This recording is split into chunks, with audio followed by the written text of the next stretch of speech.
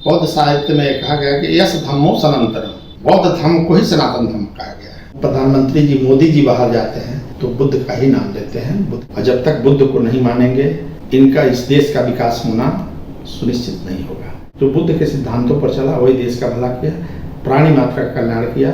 और शासक वर्ग को ये सोचना पड़ेगा कि हम बुद्ध के सिद्धांत को नहीं अपनाएंगे तो सारी जनता का कल्याण हम नहीं कर पाएंगे। बहुजन समाज पार्टी सत्ता में आई है तब से इसके विपरीत धारा के मानने वाले लोग इसको इन प्राकरण अपनी सत्ता कायम करने के लिए बांटो छांटो और काटो की राजनीति मनी मीडिया प्रताड़ित करने का काम कर रही है और इसलिए देश का विकास इससे अवरुद्ध हुआ है। अब धीरे धीरे राजनीति की ओर लोगों का ध्यान आ रहा है, इसलिए नहीं बढ़ने दे रही है लोगों को कि ये लोग इसी अंधेरे में के गुमनामी में घूमते रहें और हम तब तक 15% लोग हम लोग शासन करते रहें।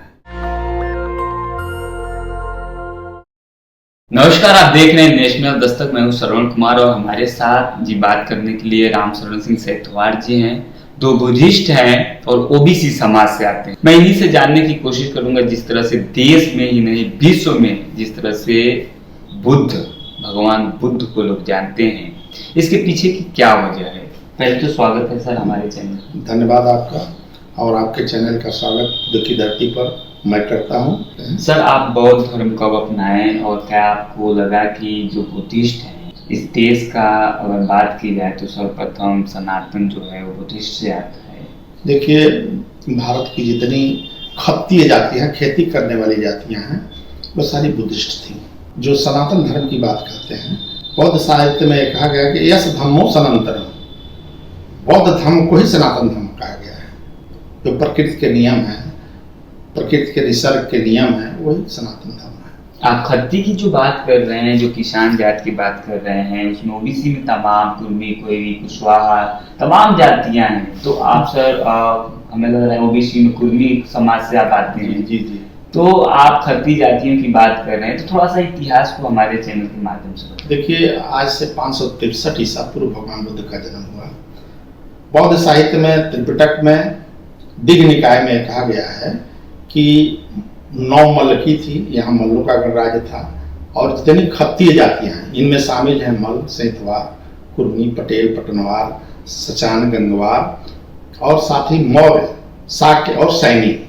ये खत्तीय जातियां हैं। बाद में शब्द ये क्षत्रिय हो गया। तो इक्ष्वाक वंशीय वंश परंपरा से भगवान बुद्ध थे और उनके हम लोग ये सारे लोग वंशज हैं।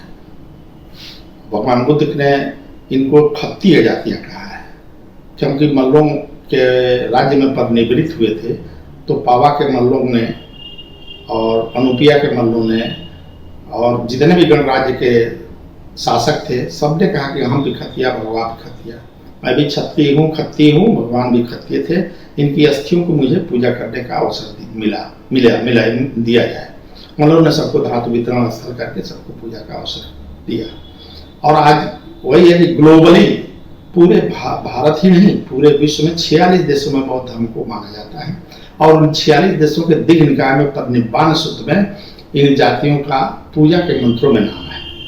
तो हमको बहुत गर्व होता है कि हम लोग ग्लोबली जाने जाते हैं। लेकिन अगर बात की जाए तो जो देवरिया है वो मल्ल गणराज्य के रूप में जाना जाता है। अगर आप पढ़ेंगे, हम लोग जहाँ तक हमने पढ़ा है एंशिएंट हिस्ट्रीज में, तो उसमें 16 महाजनपदों का उल्लेख किया गया है।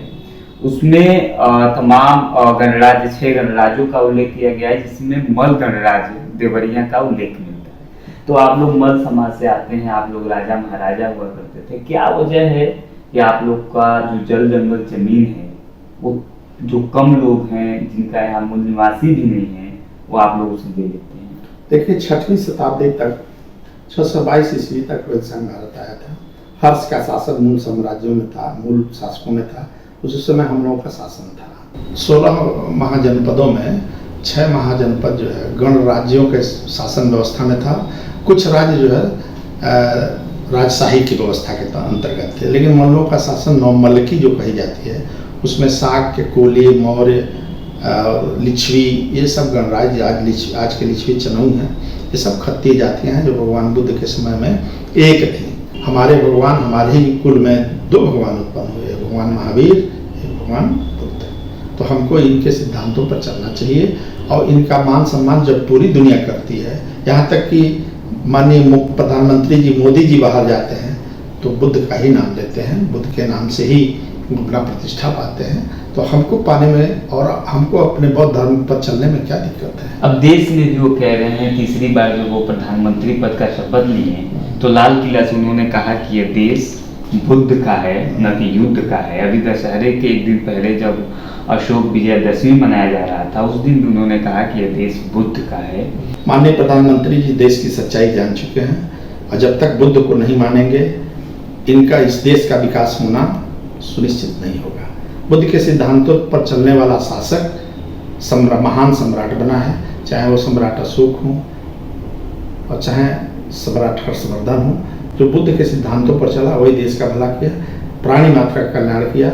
और शासक वर्ग को ये सोचना पड़ेगा कि हम बुद्ध के सिद्धांत को नहीं अपनाएंगे तो सारी जनता का कल्याण हम नहीं कर पाएंगे। इसलिए मोदी जी ये बात समझ गए हैं। लास्ट क्वेश्चन है आपसे सर, जिस तरह से क्या लग रहा है कि अगर बुद्धिस्ट के राह पे चलेंगे, भगवान बुद्ध के राह पे दिखाए मार्ग पे चलेंगे, समानता, करुणा और भाईचारा अपनाएंगे तो विकास होगा?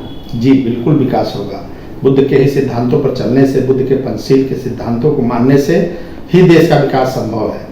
और भारतीय संस्कृति में जो बौद्ध परंपरा और ये जो भगवान महावीर की परंपरा से ये जो सनातन धर्म चला आ रहा है उसमें कहा भी गया सर्वे भवन्तु सुखिनः सर्वे सन्तु निरामयाः सर्वे भद्राणि पश्यन्तु मा कश्चित् दुर्भाग् भवेत्। ये बुद्ध के सिद्धांतों के आधार पर ही ये परंपरा चली आ रही है और बुद्ध के सिद्धांत को मानेंगे तभी इस धरा पर यह आगे सुगम हो पाए। कबीर, साहू, फूले, अम्बेडकर, पेरियार और जो पेरियार लल्लई सिंह यादव की बात करें, राम स्वरूप वर्मा की बात की जाए, सोनेलाल पटेल जी की बात की जाए, सभी लोग बुद्ध को मानने वाले लोग थे। इनका विकास हुआ उस दौर में।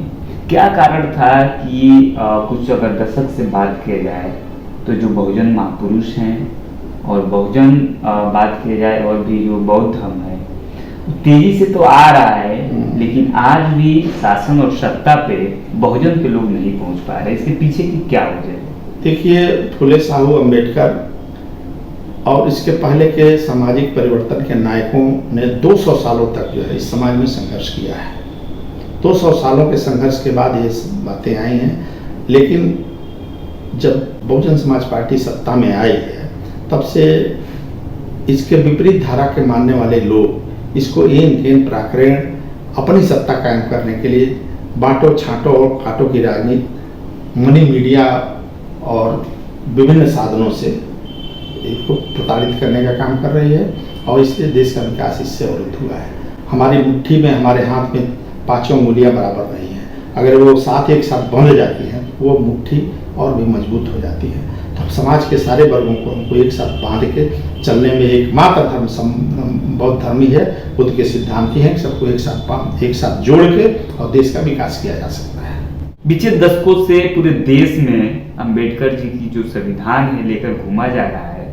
छत्रपति साहू जी महाराज का जो जाति जनगणना है उसको विचार को फैलाया जा रहा है। लेकिन क्या वजह है कि आज भी शासन और सत्ता पर बहुजनों का अभाव देखने को मिल रहा है? इसके पीछे के तमाम कारण है, हम लोगों ने बात किया। हम जो है राजनीति की ओर हम लोगों का ध्यान नहीं था, अब धीरे धीरे राजनीति की ओर लोगों का ध्यान आ रहा है। इनके बांटो काटो और छांटो की राजनीति से कुछ लोग धीरे धीरे जब शिक्षा बढ़ रही है तो बढ़ रहे हैं।